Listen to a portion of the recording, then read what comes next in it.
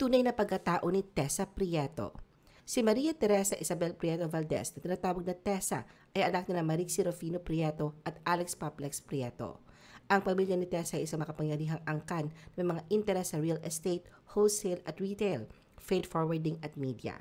Nag-aral si Tessa ng Architecture sa University of Santo Tomas sa Maynila at nagtapos ng degree sa Interior Design mula sa College of Notre Dame sa Indiana, USA. Habang kanyang Facebook ay personal, ang kanyang Instagram na si Princess888 ay may mahigit 100,000 followers. Hindi may kakaila kanyang branding, mga showroom outfits sa kapansin-pansin, maximalist, over-the-top at kakaibang estilo. Hindi rin mawawala ang mga matching headpieces na talaga makikita. Ikinasal si Tessa kay Dennis Valdez noong 1994. Si isang medieval theme na si Tessa ang nag-isip. Natapos sa kanilang marriage pagkatapos ng 26 years. Si Tessa ay isang ina sa 4 na anak. Si Angel Chua ay ginakarelasyon ni Tessa matapos silang maghiwalay ni Dennis Valdez.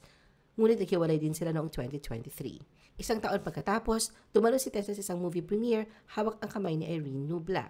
Nahaharap ngayon si Tessa sa reklamong syndicated estafa na isinampa ni Salud Bautista.